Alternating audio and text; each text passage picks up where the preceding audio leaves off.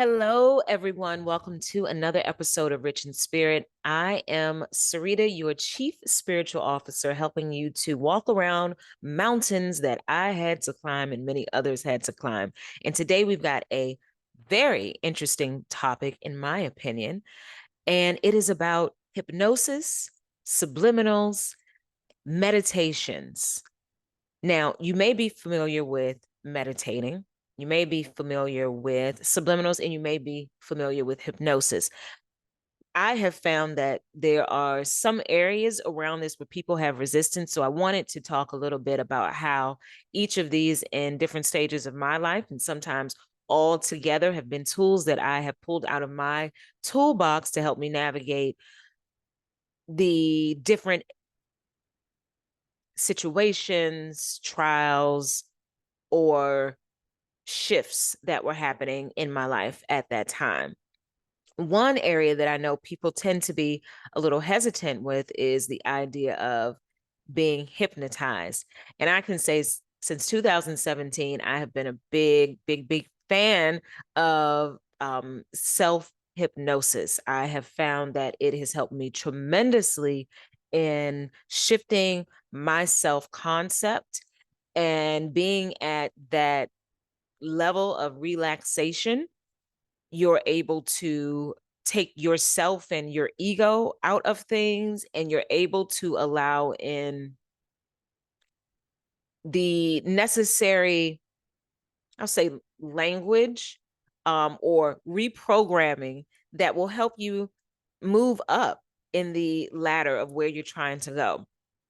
And I'll give you an example of that. In 2017, myself and my two co-founders, story for another day, we got $30,000 in seed stage investment, and we had to leave our lovely borough of Brooklyn, Bed-Stuy, and we had to move to Colorado for a 3-month business accelerator. While we were in the accelerator, we were learning about our industry, more so about who the investors were, what types of services and products and brands they were investing in, what the political landscape looked like.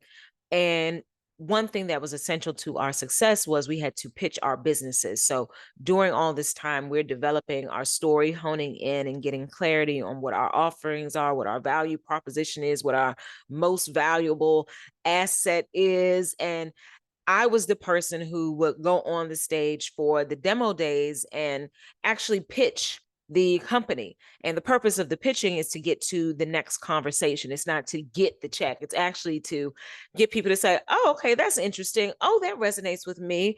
Let me talk more to see if I can help in some way. Because sometimes it's not getting money, it's meeting someone who can lead you to a coin.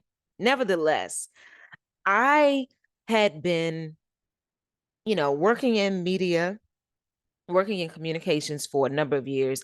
I had interviewed the former CEO of the project, the team communication tool Slack. I had interviewed Ryan Leslie. I had interviewed Common and Tasha Smith. I, I had worked in hospitality, so I was very comfortable being client facing and just, you know, kind of animated in some ways. It's just a bit, it's my personality. So I was like, okay, I have to pitch, but this was really different for me, and I was very overwhelmed. I was excited, but I was overwhelmed because it wasn't just me. I was pitching on behalf of my co-founders, my colleagues, my girls. We've been in the trenches and building this company and this brand for years, and people have been supporting us and riding on us. And it was heavy. It was exciting, but it was heavy. One day I was on Amazon because I was a very heavy Amazon Prime video watcher, and they had a section on hypnosis. And I saw some that I thought really resonated with me. And one of them was about public speaking and just getting greater confidence public speaking. And so I said, well, I'm gonna jump on into this. It was it was about an hour, somewhere like 2 hours long. So I would listen to them every night going to sleep. And it was a drastic change in my self-concept and how I saw myself.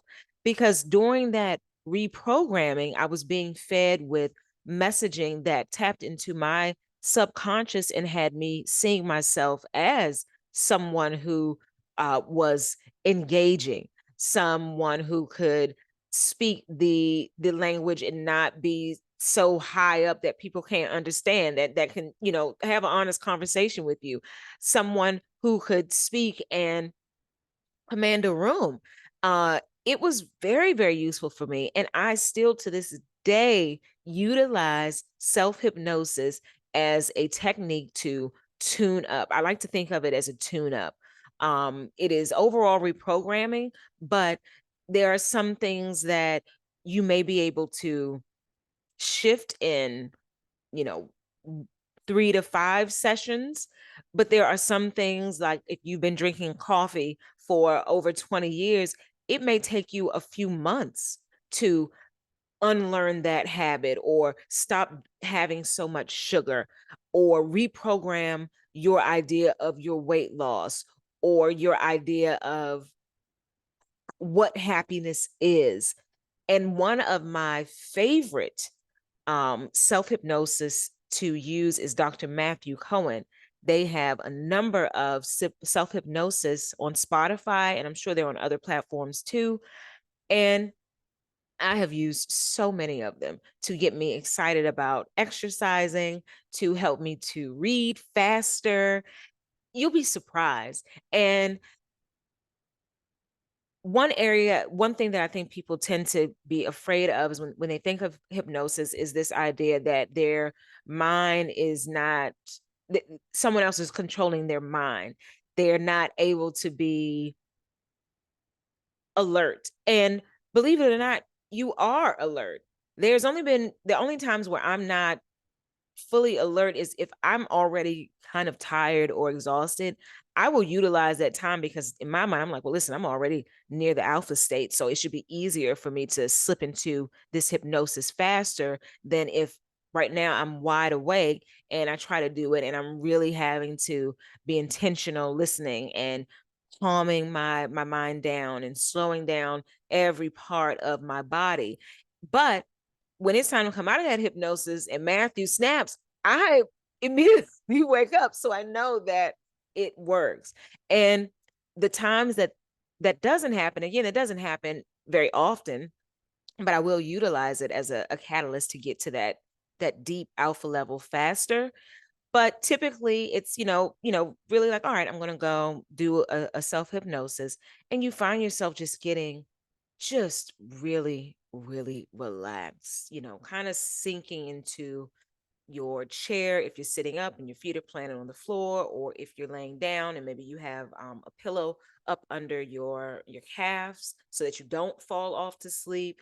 And it's just this deep, deep level of relaxation. And what I like about Dr. Cohen and his Spotify, his hypnosis, is that he says in there specifically you'll be able to wake up. You'll be alert. If your phone rings, if there's something that emergency happens and you have to tend to because say you can't cut off your phone, you're just hoping that for the next 30 minutes nobody calls you, you don't get a text message, that you'll be able to jump out of it, but you don't want to go driving a car and listening to it because you're really getting to an alpha level, a deep relaxation level where your mind is open and receptive to taking in information that can help you reach your highest level and help you reach these goals. And I'm going to include in this video the link to our final demo day. And so you'll see after 30 days of listening to this confident speaking self-hypnosis, you'll actually see how uh lively I am. I knew my material. They had us doing all kinds of stuff to memorize without memorizing our business, our pitch deck. Like I could be blindfolded, spin 25 times. You could have turned that slide to any slide on there, and I would tell you exactly what that slide was because it wasn't much words on it. I mean, shout out to Canopy Boulder because they got the girls together with that program. But you'll see I was relaxed, I was assured, and I knew my stuff. So I was happy to share it. I felt blessed to share all of our hard work and what we had uncovered and what we had built with other people who were just as passionate about our industry as we were. So that's hypnosis. And I will also include in the description a link to Dr. Dr. Cohen's work on Spotify because it's really helpful and really good. Another one that I recommend is The Hypnotist, also on Spotify. I want to say that's Adam Cox. He's like a celebrity hypnotist and he's in London. I do like Adam and I have found a few of his useful. My only issue with Adams is that Adam, not on all of them, he does a countdown. And I need like the ladder descending. I need the ocean wave coming. I need that countdown. His technique can be he switches up his technique. So the ones that have worked for me, I have saved them and I utilize them. When they don't work, I just keep it pushing. But you'll find something that works for you, I'm sure. The next thing on the list is subliminals. I was introduced into subliminals in around 2020. So, COVID era. And I had gotten to a different point in my life. And at this point, it was matters of the heart. And I was just going through it. I had breakup, my dog, Dolce. I had to put him to sleep. We did 16 years together. And it was, I was underemployed, working for a crazy nonprofit. I mean, they were some battle axes. That's all I gotta say. And no, nevertheless, um, I was at this inflection point or crossroads where I was just feeling low. Like I just didn't feel like what am I doing? Like, where is life taking me? Why am I coming around the mountain again? Like, what is going on? And I got introduced to subliminals and I found them very, very soothing. And subliminals are, again, messages that are deeply embedded within certain frequencies of music, sound vibration. And they are messages, again, that are helping to reprogram your self concept. And so you don't hear the messages typically. There are some that are louder than others. So you'll hear, I am worthy, I am respected, I am loved, I am adored. But more often than not, the ones that I have typically gravitated to, what I really hear is rain or water sounds. So it's a very cleansing sound experience. And under that are these subliminal messages. And so I found just listening to them again, anything from the same ones from a week to 21 days to 30 days had a profound shift again on my concept. And that is another useful tool. Sometimes I could be washing the dishes, going for a walk. You don't have to be relaxed in the same way if you were doing a hypnosis or self-hypnosis for listening to a subliminal. But again, that rain sound, the water sound, water is already cleansing and healing. And so you layer that with some shifting vibrational music and some messaging that is for my higher self, whether that's to connect to my higher self or connect to my ancestors, connect to the Christ consciousness within, it is helping you to reprogram your self concept and the thoughts that you have about you. Now, the last thing I want to talk about is not just meditations, but sleep meditations. Sleep meditations, child, have changed my life. And sleep meditations are something that I want to say was introduced also around 2020. I mean, I listen to them so much that I have a device, an apparatus that I use. It's called a music cozy. It is just wonderful. I'll link it.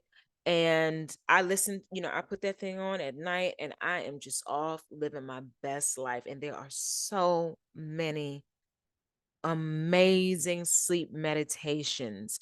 to help you shift your concept. If you want to, manifest a special person in your life, but there's some blockages within you that are there, but you're struggling to get out, and say you don't want to work with a coach such as myself right now.